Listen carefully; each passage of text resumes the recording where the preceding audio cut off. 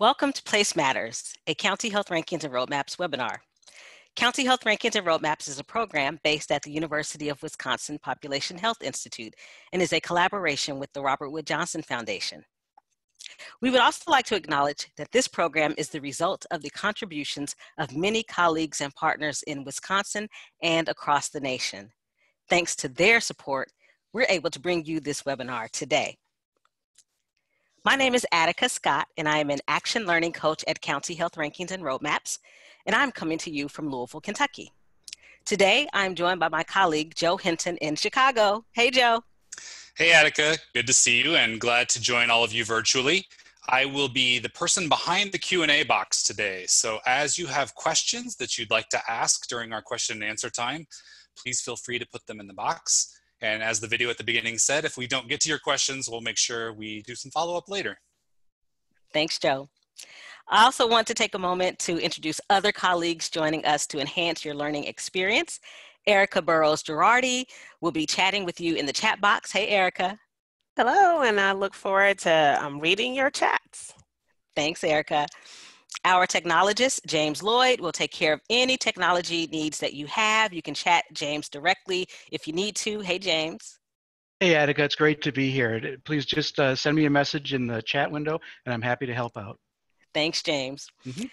Now I'm excited to introduce you to our guests who are representing communities that were previously highlighted on one of our webinars. Our guests will share what they have learned about Place Matters. Katie Peters is Vice President of Community Impact Strategy and Resource Development at the United Way of Central Alabama. Hey, Katie. Hi, everyone. Great to be with you today. Thank you. Sergio Carmona is the Executive Director of the Blair County Community Action Program in Blair County, Pennsylvania. Hey, Sergio.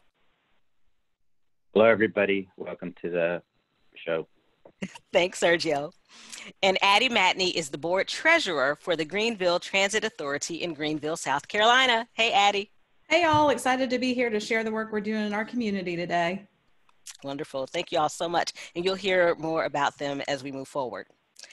County Health Rankings and Roadmaps has two primary overarching goals. The first is to improve health outcomes for all. This includes both how long people live and how healthy they are throughout their life. The second goal is to close the health gaps between those with the most and least opportunities for good health. We believe that everyone should have a fair opportunity to be as healthy as possible, regardless of where we live or the circumstances we were born into. We know that the choices we make depend on the opportunities we have. If given the choice, we would all have our children attend quality schools. We would all live in a safe and affordable home in safe neighborhoods, but not everyone has these opportunities. These unequal opportunities create differences in health and do not come about on their own or because of the actions of individuals alone. They are often the result of policies and practices at every level. These policies and practices have created deep-rooted barriers to good health for some people. We see this in things like bank lending practices and school funding based largely on local property taxes. That means that everyone does not have a fair and just opportunity to live a long and healthy life. Our goal is to correct that. Place matters when it comes to equity. So think about your community. How have you seen equity show up in places where you live, work, learn, or play? Enter your responses into the chat, and I'll check back with Erica later to hear some of those responses. I invite you to join us after the webinar to dig a little deeper into how and why place matters. Immediately following this webinar, we will offer an interactive discussion group to deepen learnings shared today. These conversations give you the chance to be face-to-face with other webinar attendees and share what you are doing locally, as well as ask questions of other participants. We are pleased to be able to offer these sessions in partnership with Healthy Places by Design. Joanne Lee with Healthy Places by Design will be our lead facilitator. So watch the chat for details about how to connect later in the webinar. Erica will, of course, be sending that information as we approach the closing of the webinar. And since we have Erica queued up, I do just want to check in very quickly with you, Erica, to see if you'd like to share some of the chat responses to your equity question. You know what? Michael Keck has said that food deserts are in the middle of his city, yet 5 minutes away, there are multiple grocery stores and boutique food shops. So that's one way that he has seen inequities highlighted in his community. And then Melanie says that she's found that there's inequity in parts of her community, and Michael is saying places everything in rural Alabama. Wow, So, very important. Thank you so much, Erica. And y'all keep thanks for adding. sharing. Yeah, definitely. Please do keep adding to the question that Erica posed. So today, as I said before, we have invited guests whose communities were previously on our webinars to share what they have learned over the years about how and why place matters. So now I'd like to formally introduce you to our first guest. Katie Peters currently serves as the Vice President of Community Impact Strategy and Resource Development at the United Way of Central Alabama. Based in Birmingham, the United Way of Central Alabama serves a 5-county footprint and works to increase the organized capacity of people to care for one another and to improve their communities. The organization supports over 80 partner agencies, initiatives, and programs. And Katie leads the design of the United Way's efforts to build strategic partnerships in the region and expand its collective impact model of improving community conditions. Katie is an alumnus of the Robert Wood Johnson Foundation Culture of Health Leaders Program. So welcome back, Katie. Thanks again for having me today. Of course. So I'd like to just get started with asking you, what are health action partnerships? Sure. Well, health action partnerships are our local community's answer to the question, how can we tackle some of our most persistent, most challenging health concerns and improve the quality of life in Central Alabama? So with the support of 3 anchor organizations, those are United Way of Central Alabama, the Jefferson County Department of Health, and the Community Foundation of Greater Birmingham, we created a structure that formally organized partners to help us achieve the Health Action Partnership's mission of making Central Alabama a healthier place to live, learn, work, play, and achieve the highest possible quality of life. So Health Action Partnerships are community-based and address the issues recognized as priorities by residents and stakeholders, rather than a one-size-fits-all prescriptive formula. The partnership model has the unique power to weave together collaborative efforts, both large and small, to drive collective impact. So since 2007, when the Health Action Partnership was established, partners have worked through community organizations, neighborhood coalitions, hospital systems, local governments, nonprofits, and advocates to really build a powerful collective impact effort that helps our community organize, take action, and improve the factors impacting Central Alabama residents. So currently the Health Action Partnerships are operating in 2 counties in Central Alabama. Those are Jefferson and Walker counties. And the model is really adaptable to work with diverse stakeholders in rural and urban settings. So collectively, the 2 operating partnerships have leveraged more than $16 million that directly supports member organizations, and it's really become a model for regional collaboration. And because of our longstanding partnerships, we're really poised to mobilize quickly if opportunities come up that will advance our work and support one another. Awesome. It sounds like really good and important work that's happening. So I'd like to have you tell us about your partnership structure and how it enables you to advance health equity. Sure. Well, each Health Action Partnership is organized around priority groups that focus on a specific issue, and some examples of those are advancing health equity, transportation, improving food access, improving mental health. We have a shared leadership model that's been created with what we call backbone organizations that provide staff time, help drive the agendas to improve community conditions. And advancing health equity really provides the foundational layer and is explicitly discussed and addressed in the governance structure and ongoing priority group work. So we have 7 priority groups operating across the 2 county partnerships, and each has a set work plan and metrics that are tracked annually. And often the metrics that we use come directly from the County Health Rankings data set. Our partnerships focus on addressing disparities in health in our region. Alignment and shared data and shared criteria for success are very important. Greater collaboration through specialized priority groups, and then sustainable results for the long-term improvement of practices and outcomes. The model is geographically based, so it meets the needs specific to each community. It's focused on long-term efforts to improve outcomes, and it's sustained by those anchor organizations that commit staff time to the administration of the partnership. Thanks, Katie. So what do you think has been the key to advancing health equity in the Health Action Partnership model, particularly in Jefferson County? Well, first, we've been able to develop a strong local coalition with common values. So while we represent diverse organization types and constituencies and interests, our partnership focuses on a shared value that everyone deserves to have a fair opportunity to live a long and healthy life. So because of the shared goal, there were a number of local organizations that were willing to offer their time and talents and resources to see improvement where they and the people they serve live, work, play, worship, and go to school.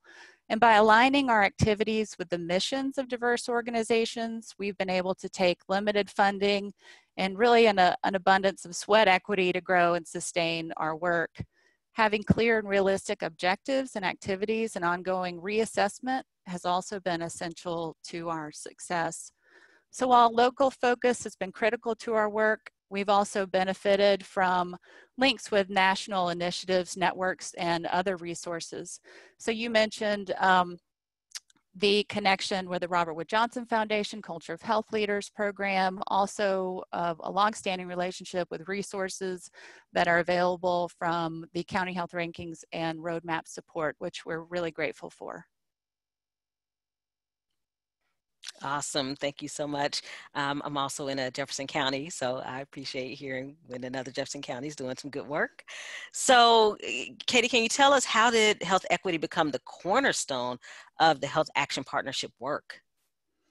Sure. Well, it's been really a long journey in the evolution of the partnership. So in the fall of 2013, the Jefferson County Place Matters team, which is now the Jefferson County Collaborative for Health Equity, had support from the Joint Center for Political and Economic Studies to release a community health equity report.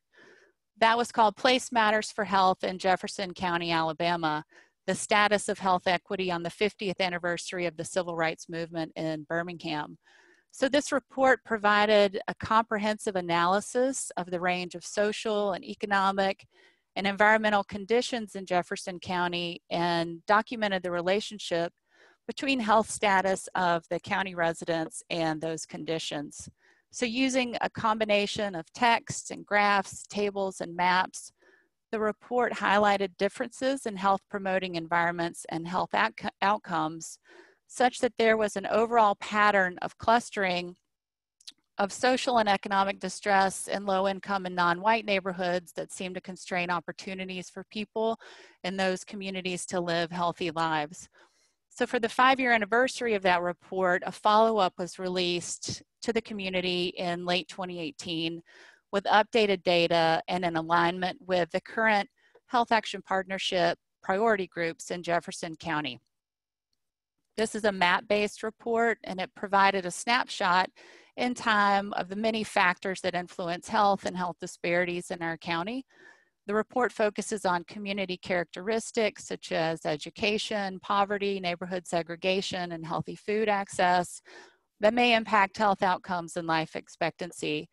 An additional report will be published this year for the Walker County Health Action Partnership, and these have really been invaluable in communicating the need for continued work to make Central Alabama a more equitable community. So important. Thank you, Katie. And I'm sure folks have noticed that the life expectancy map that you shared is by census tract. So hopefully folks have completed their census and are encouraging other folks to do the same. So the last time you were here, you shared a model with us. And we're going to look at that model right now, in fact. Can you share with us what's happened with the Health Action Partnership since that 2017 webinar? And in particular, what are some practical steps communities can take to advance health equity? Because it seems like the Health Action Partnership model has really managed to do this effectively. Sure. Well, a lot's happened since we were fortunate to be guests in 2017. We realized that in order to be most effective, there was the need for a set of really practical strategies for advancing our equity work. So to start, we created the guiding principles for advancing health equity resource for our Health Action Partnership organizations and the broader community. Those principles include aligning our work in areas of demonstrated need, lifting up and valuing community expertise, supporting and building the community capacity to act. The guiding principle document includes examples on how to implement the principles, a glossary of common terms, and a resource list. This document is also available on our website to the general public. And secondly, we provide training and capacity building within the partnership and across the community. So for example, all members of the partnership are offered an advancing health equity orientation, which defines health equity, describes disparities in our county, and explains social and economic reasons to advance health equity.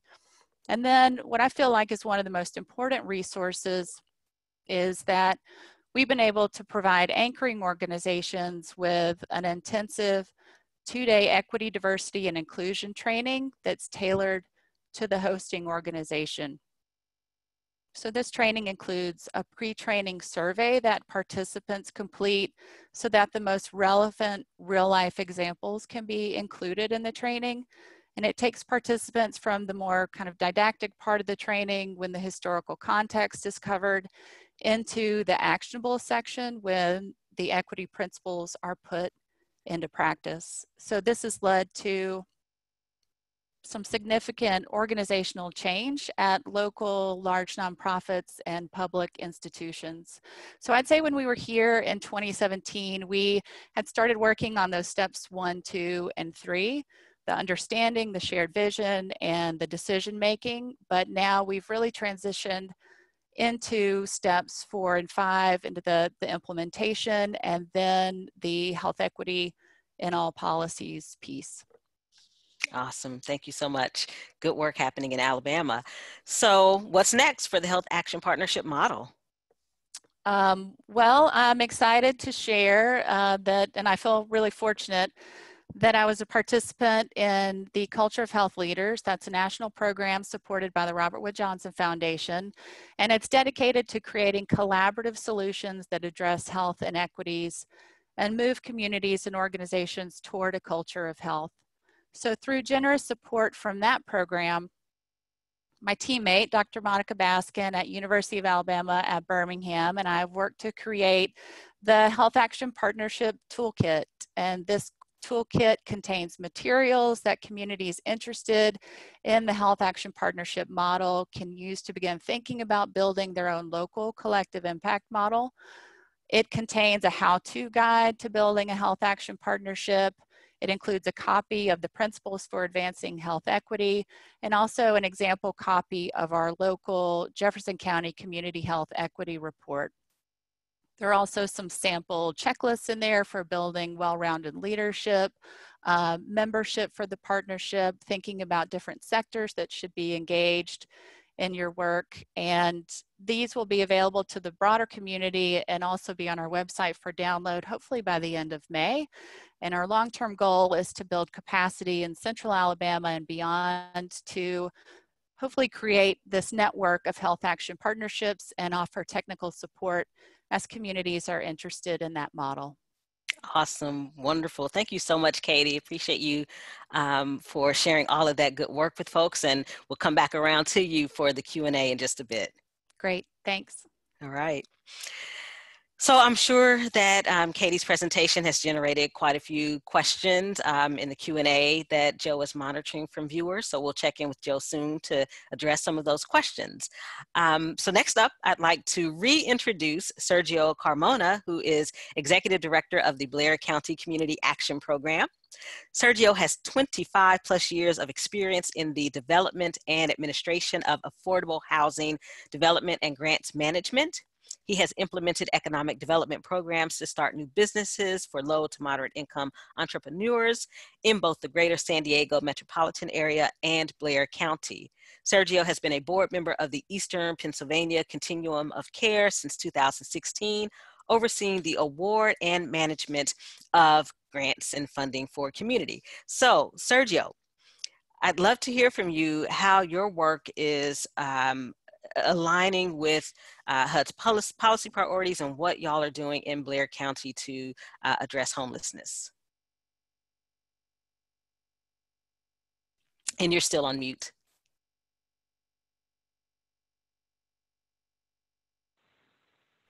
Can you hear me? Yes, perfect, thank you. Okay.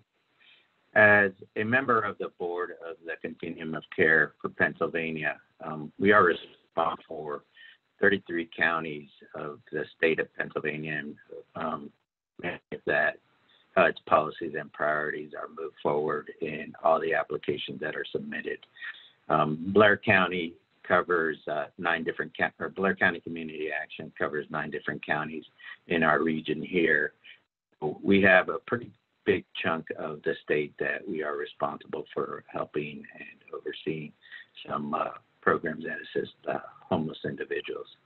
So we, as the COC, or the Continuum of Care, we are charged with evaluating and scoring all applications that come to the Continuum of Care and moving them forward through the application process through HUD. So the initial model of Housing First was introduced by HUD in 2010 in their federal strategic plan to prevent and end homelessness. So from that, HUD developed 2 specific policy priority scoring criteria. Thank you, Sergio. And can you tell us about those 2 funding priorities and the scoring of those? So the first one is the Housing First approach, which is what we're talking about today. And basically what HUD introduced into their application process is a few very precise questions that ask agencies to self-report. And these very, very specific questions are meant to give the COC and HUD an idea of if agencies that are applying are developing programs that meet their Housing First model. The second scoring criteria is based around the rapid rehousing model that HUD wants the majority of their programs to follow, which is to quickly move people out of homelessness and into hopefully a permanent housing solution. Thank you, Sergio. I'm definitely learning from you about HUD's policy priorities around housing. So you mentioned the Housing First approach. So what is the Housing First model? So per HUD's definition, Housing First is an approach to quickly and successfully connect individuals and families experiencing homelessness to permanent housing without preconditions or barriers to entry, such as sobriety treatment or services participation requirements. Supportive services are offered to maximum housing stability and prevention to preventing to return to homelessness, as opposed to addressing predetermined goals prior to permanent housing entry. So in the past, what programs were allowed to do was to develop a series of preconditions for individuals to enter into their services. And when HUD introduced the Housing First model, they took away all the conditions. So families didn't have to meet criteria before they entered into one of the programs.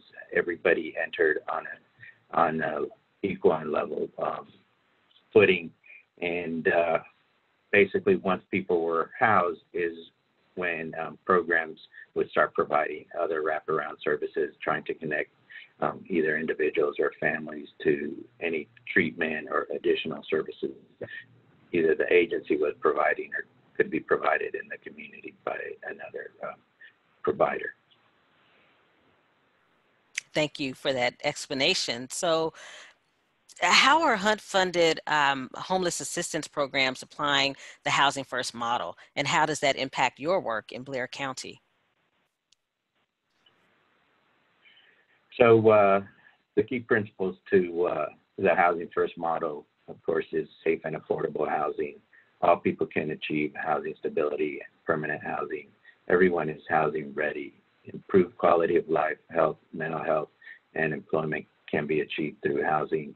Right to determination, dignity, and respect. Configuration of housing and services based on participants' needs and preferences.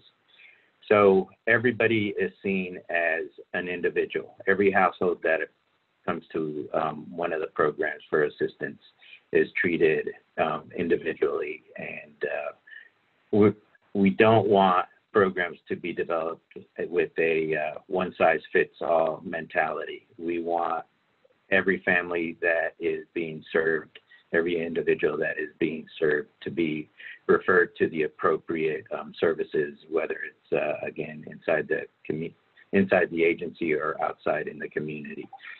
One size fits all is not an approach that really seems to work for most people. So being intensive case management that goes along with the financial assistance, of course, any employment or other benefits that somebody may need is a priority to helping them get stability beyond the assistance that these agencies are providing. Thank you.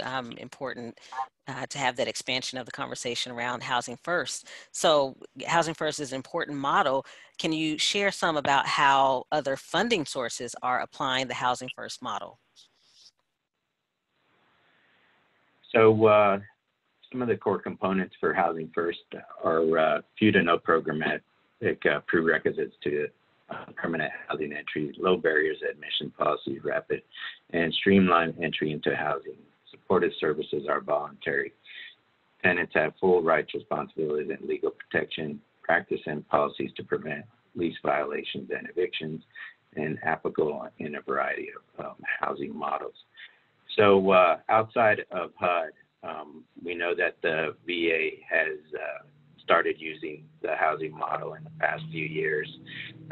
Also in our state, the Department of Health and Human Services has started using the housing model to provide assistance to individuals that are seeking treatment for opioid use.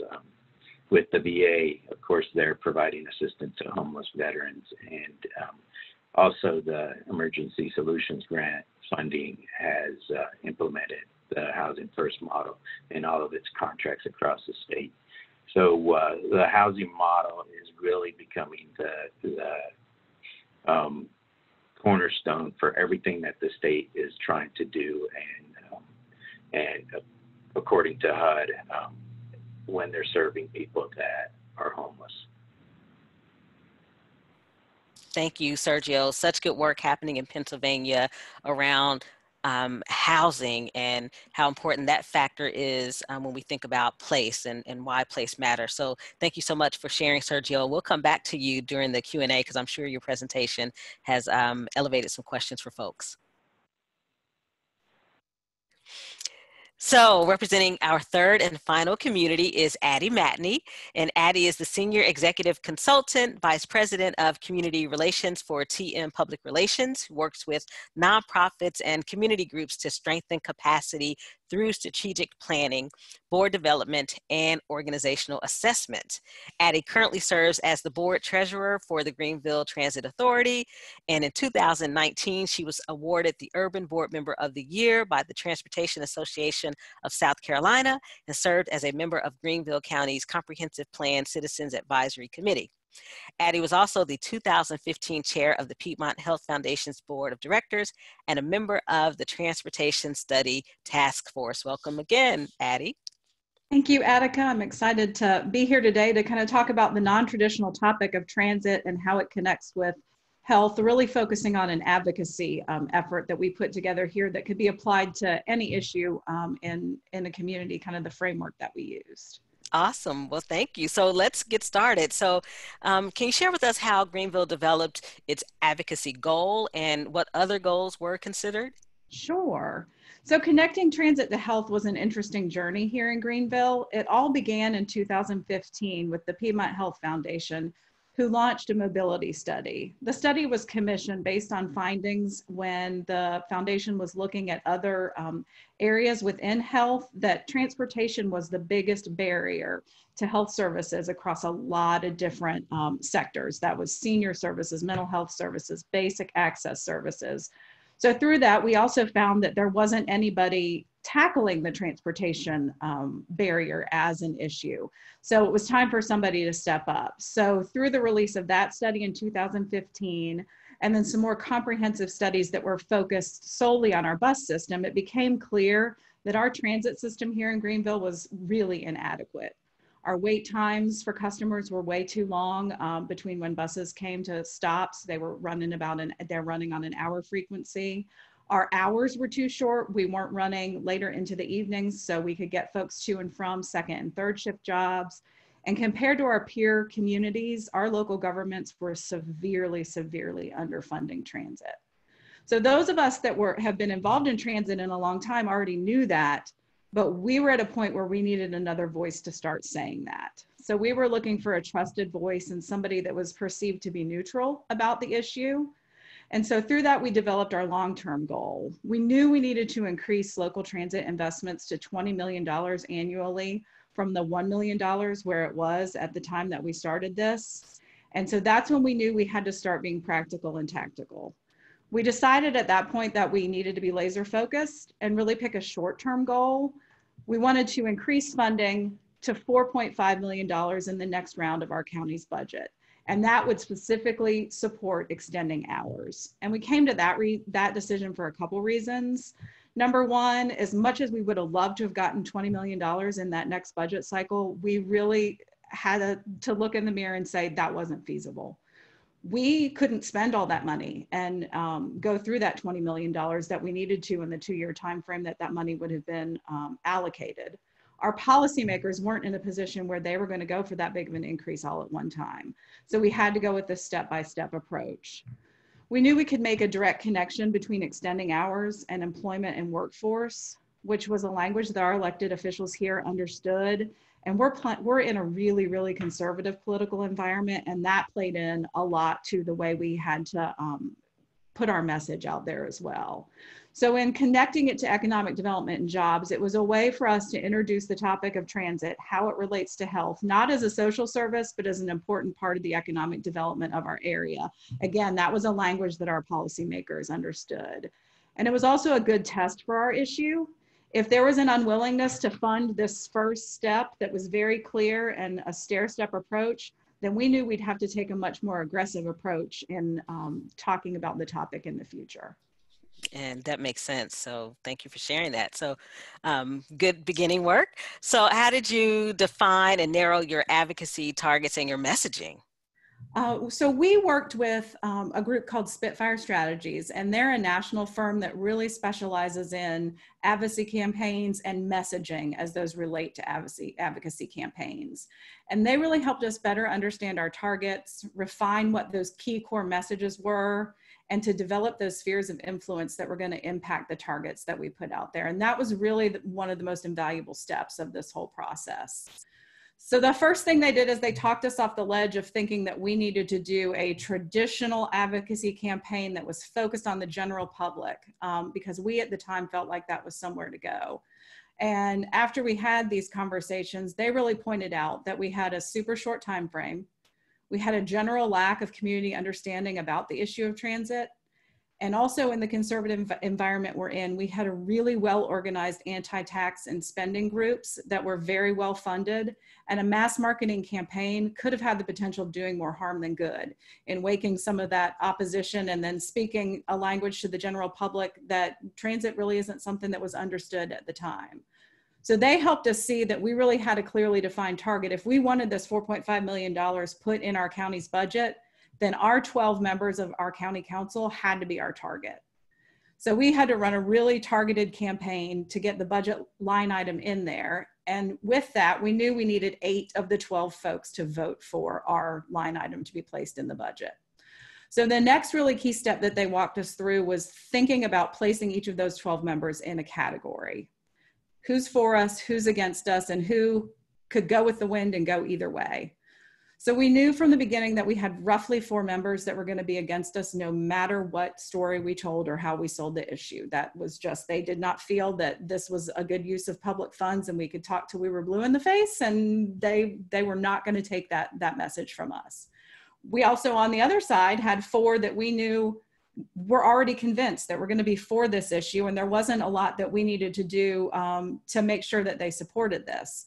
So that got us focused on what we defined as the swayable middle. So we had those 4 people in the middle that we put all of our advocacy efforts behind, because we knew that we had to have them, while at the same time with the 4 that we knew were going to be on our side with the issue, to let them know that they felt appreciated and that they were part of the leaders of this campaign as well. So we had our key targets, and the next thing we really needed to do was kind of solidify our key partners and how our messages were going to be delivered. So Addie, you talked about the swayable middle. You can't sway them by yourself. So who were some of those key partners in your work?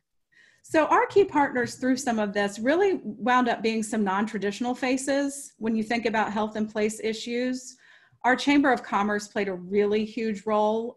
We had some large corporate influencers here. Michelin's North American headquarters is in Greenville, and they were a big supporter and lent their name and their advocacy behind this as well.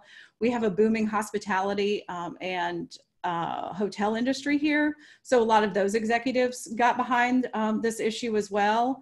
And then we hired a campaign manager with strong experience in South Carolina who oversaw the creative and the execution side of the campaign. And again, we knew it had to be these non-traditional voices, not speaking from a human services point of view, that had to deliver this message for us.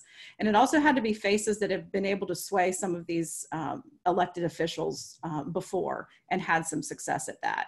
So we branded our effort with the name Greenville Connects, and then we started to use that to deliver our message for us. So it sounds like that was just the beginning of your messaging strategy. So what were some of the most successful ways that you delivered your advocacy message? So our campaign was really built on social media, and specifically Facebook. This gave us a flexibility in content. It gave us the ability to geofence, which I'm not an expert in it, but I'm going to give a definition of it. That allowed us to target the posts that we put out there in really small, specific geographic areas, so that constituents within those swayable districts saw our messages and saw our call to action to contact their county council person and let them know how important increased funding for transit was to them. We also used videos of our customers and business owners communicating the importance and connection between transit, economic development, health, jobs. And we executed a phone call and email campaign, again, targeting that swayable middle, using our key partners and their webs of influence. It was kind of like the old game telephone. You call a friend and then you tell them to call 10 friends and you tell them to call 10 friends. And we knew it worked when we had a couple members call us and say, you can tell your folks to quit calling us. We are for you. So we got in front of them enough that they said, okay, use your efforts on another person to start swaying them. We also used the traditional op-eds in the newspaper. That's where some of our hospital partners were really key. Again, the business community weighing in the op-eds in the newspapers as well. But our most successful tactic was also our least expensive tactic. We lined up a lot of speakers to speak during the public comment portion of our county council meetings. And we encouraged those speakers and anyone else who attended those meetings who were in support of the transit issue to wear green. And through that, we became known as the green shirts. And so there's no real gracious way to stand up in front of the webcam, but I'm gonna stand up because I'm wearing my green shirt today. So our shirt said, more hours, days, buses, better service. So what was nice about the green shirts is not only were the people that were speaking about the issue that visible, it also showed an audience full of people in green, that those 12 members that were sitting up and looking out at the audience could visually see, okay, there are a lot of people here that are in support of this issue. And again, it was a really, really key piece to the work that we did. And they still ask, are you bringing your green shirts to the meeting? So it's been a really good tactic that we used here. And again, it was the one that was probably the least expensive and easiest to organize, which was really good. Once we accomplished our goal of getting the $4.5 million in the budget, which was super exciting, we ended our campaign with a stewardship phase, which we thought was really important to let the elected officials know that the community was behind them, that this was something that was really important, and we appreciated them making such a big leap. You know, going from $1 million in a budget to $4.5 million in a budget, that's a big leap. That's a big investment. So we made sure that those thank yous were there, that the transit issue stayed top of mind. And then when we started the next phase of the campaign, which was to ask our county to donate land so we could build a new maintenance facility, which will help us purchase more buses and then get our buses running more frequently to that 30-minute frequency, that they would understand that and realize that we had gone about the campaign in the right way. And so I'm happy to report, and if there's anybody from Greenville on the call, last Tuesday, our county council approved the land donation, and we had some virtual champagne toasts when it was over because we all couldn't be together in the room for it. But that's where we are next, and then we've got to really bite off the rest of this $20 million operating budget challenge. But I think in our step-by-step approach has shown to be really the successful way to do it, even though we went at it thinking we have to go for the $20 million and we have to do it really loudly. Well, congratulations on that amazing announcement from last week. Thank you for sharing the good work happening in South Carolina and how transportation connects to place. And I'm sure that your presentation has generated some Q&A for my folks, so we're about to get to that in a minute. So thank you, Addie. Thank you. Sure. So thank you, Katie, Sergio, and Addie for sharing your stories. I'm going to go over to my colleague, Joe, to see what folks have been asking about in the Q&A. Joe. Yeah, the minute has arrived for these questions that have been coming in. And actually, we had a fair number of questions that came in when everyone registered. So we really appreciate you submitting those questions. And we're actually going to kick off our time with one of those questions. So I'm gonna actually pose this to all three of you. So maybe we can go in the order you presented with Katie, Sergio, and Addie. From Justin in Olathe, Kansas, he asked, what are better ways we can use data to inform funders, staff, and population about the work that we're doing? Sure. Well, I'd be happy to start. And I think I've shown a couple of examples of how releasing those community health equity reports and then periodically providing updates can be a great resource to funders and the broader community.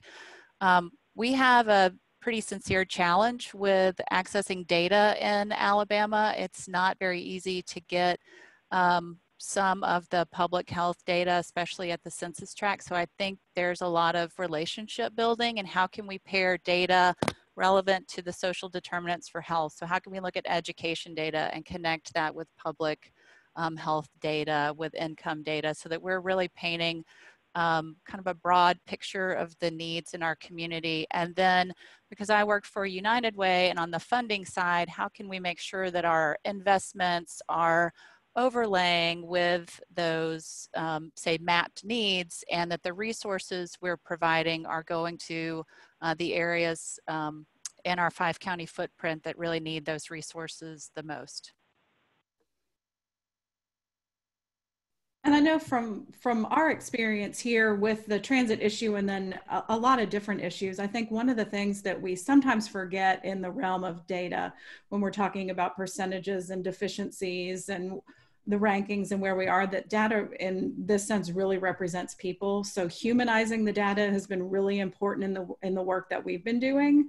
And then really testing those messages before releasing big data platforms or findings that you have, because sometimes I think we that live in this work every day find pieces of it really interesting that the stakeholders that we need to find it interesting don't, and there might be something else that they latch onto. So we've done a lot of message testing and seeing, okay, I'm going to tell you 3 main points. Which one are you going to repeat back to me? Which one seems to have the most traction? And that's been really helpful here in the Greenville community and really getting more conversations started around what the data really means.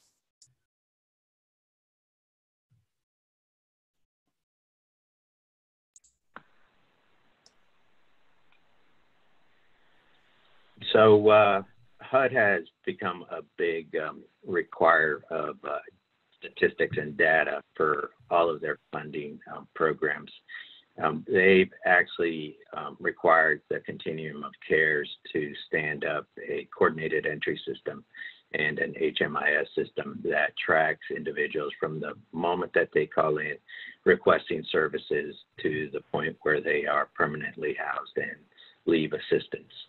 So what we've been able to do is develop some pretty individualized systems that a lot of the different agencies that are funded under the program are able to use to show and represent the needs in their communities through data.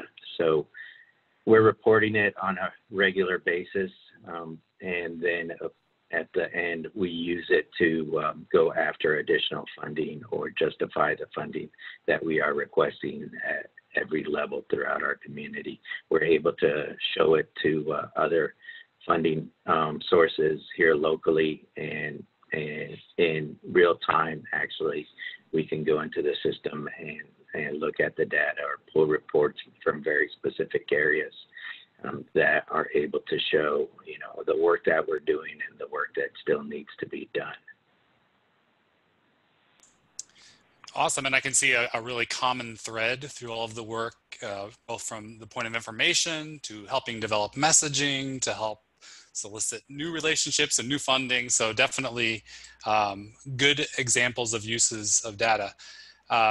So I think now, and I'm going to do a little bit of question and answer magic here, because we had kind of the questions clustered as you might expect. They came in as you were each doing your presentations. So I think I'll go back to Katie and maybe throw you a multi-part question here. There were questions about the Health Action Partnership model, whether it was a hub model, when the toolkit would be available online, which organizations really showed up as primary drivers as part of your partnership. So I know I threw a lot of things at you there, but any direction you'd like to go with those, I think would be terrific. Sure, I'll do my best. I may need you to refresh some of Sure. those for me. So we hope to have, it's already May 12th, but we hope to have the toolkit materials on the website by the end of the month. I think Joe is going to send out a link. There is a space where you can submit information if there's a request for that, or if there's an interest in partnership materials, you can submit that via the Health Action Partnership website. And then let me see, Joe, the other one was a hub model. I want to make sure I understand that the right way. So United Way is an anchor for both of the county-specific health action partnerships. We have some of the other anchor organizations that do have a multi-county footprint as well. but because they're really tailored to the local community, say in Walker County, there's the Walker Area Community Foundation, which is a tremendous supporter of the partnership work. There is a United Way employee that's based there, but it's a really collaborative relationship. And then there are also organizations that are specific to that county. So United Way does cross over both and provide a lot of administrative and backbone support, but we really rely heavily on those local partners as well to help us understand the very specific needs in those communities. Right. And then you mentioned one more. I think the key partnerships, so it sounds like you're kind of going that direction. Yeah. And I saw a Walker County shout out in the chat earlier, so it's great that we have some representatives in the room today.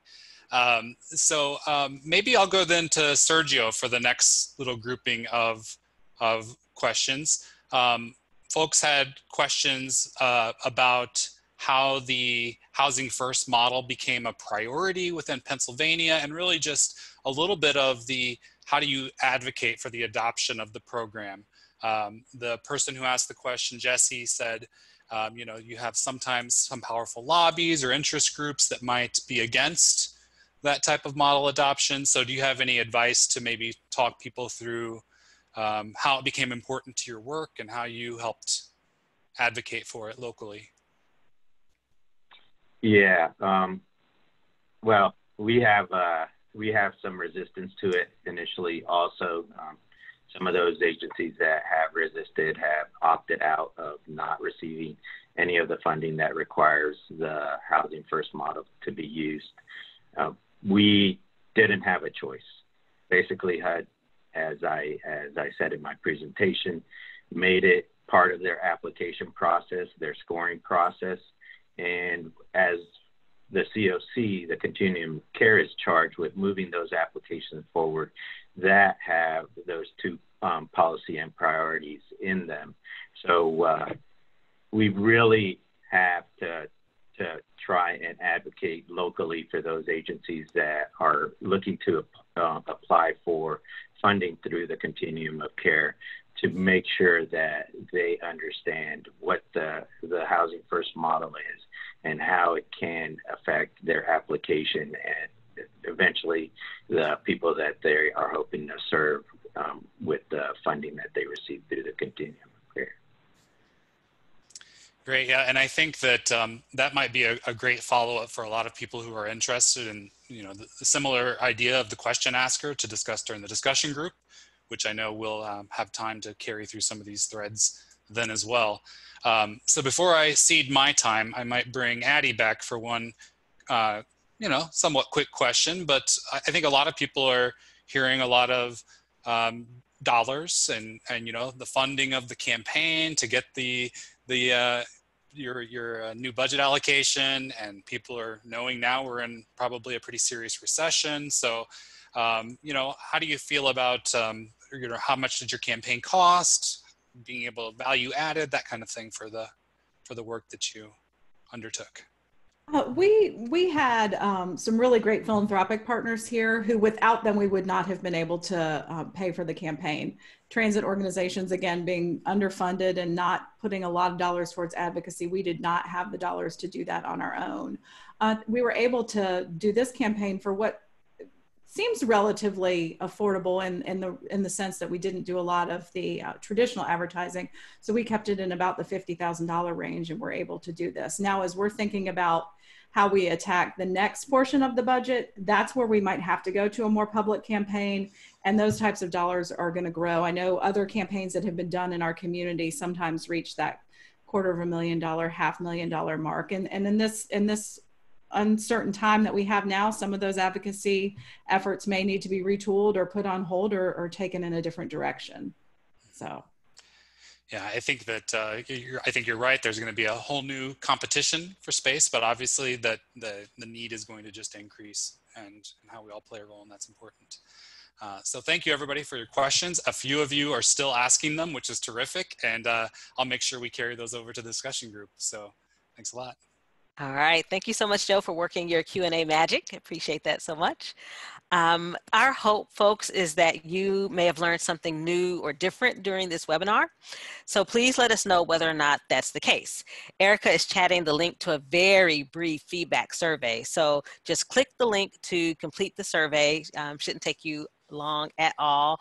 And, you know, open up that link so you'll go ahead and have the browser open. We have a few more things for you before we go. So just a reminder, we have a discussion group that's scheduled right after this webinar. Joanne Lee with Healthy Places by Design will facilitate the discussion. In fact, Joanne is in the audience right now and would like to know what you want to learn more about. So I'm asking James to go ahead and launch a poll for you to please share what you would like to dig into a little more during our time together after the webinar. So I'm going to turn it over to Joe to walk you through the poll. Thank you, Attica. So I can see someone's already responding, but we're just wanting to learn a little bit about what you might like to exchange ideas about in the discussion group so that Joanne and I can help facilitate some conversation. So the options are, I want to exchange ideas about health equity reporting. I want to exchange ideas about the Housing First strategy. I want to exchange ideas about advocating for equity at the local level. Or I want to share what my community is doing to advance equity around place. So about 20% of you have responded so far, so keep answering. We'll give it about 10 more seconds before I close out the poll. And I really do hope that a lot of you can join us for that discussion group and exchange those ideas. All right, looks like we've leveled off for a second. I'm going to end the poll and share with all of you that we've got a lot of interest about health and health equity. So really, I want to exchange ideas about advocating for equity at the local level, 56% of you, but a really close second place, exchanging ideas about health equity reporting. So I think that we'll definitely have some founding places to start our conversation. Awesome. Thank you so much, Joe. Looking forward to the discussion group afterwards as well. So I want to ask y'all to also join us throughout the summer for a special webinar series that we're launching. It's called Health Equity and Social Solidarity in the Time of Pandemic, Strategies for COVID-19 Response and Recovery. So throughout this 5-part series, we will be highlighting the challenges that communities are facing as they respond to COVID-19 and its impacts. And it will serve as an opportunity for community leaders across the nation to learn from lead researchers, policymakers, and each other as we work toward a more inclusive and equitable recovery for all. So please do join us for any and all of these webinars. Please be sure to mark your calendars. Each webinar will be 30 minutes long and immediately followed by a 1-hour discussion group opportunity similar to what we're about to do after this webinar. These discussion groups are a chance to connect with other community leaders to share your experiences, learn from their experiences, and collaboratively identify strategies and solutions to help build a more inclusive and equitable recovery. So even if you do not have time to attend the discussion group, we encourage you to attend the webinar. And I think that Erica is going to be chatting out the website, countyhealthrankings.org, to learn more or to register. And of course, that will be in the resource guide that will follow this webinar. We also have our regular monthly webinar on June 16th at 3:30 or at 3 o'clock Eastern, titled Health and Wealth, Using Data to Address Income Inequality. Please sign up for our e-news or follow us on Facebook and Twitter for registration information. And those links are available on this slide for you to be sure to stay in touch with us. We have a presence on Facebook and on Twitter. You can also learn more about other upcoming webinars and our latest tools and resources by signing up for our e-newsletter. So finally, I want to give a huge thank you to our guests, Katie, Sergio, and Addie. Thank you so much for connecting place and health in the way that you did for your communities. I'm sure that everyone in Alabama, Pennsylvania, and South Carolina are proud of the ambassadorship that you shared today on our webinar. Shout out to my awesome colleagues for their support. Joe working his Q&A magic. Erica is the bomb in the chat. That's all I can say. Thank you all our webinar attendees for spending some of your day with us today. So please join us for our next webinar, and Joanne will join you now over in the discussion group, and Erica is chatting that link out. Please just click that link, and then she's also going to make sure y'all know that there are 2 short answers, very short answers that you'll need to provide in order to join that group. Folks, thank you so much.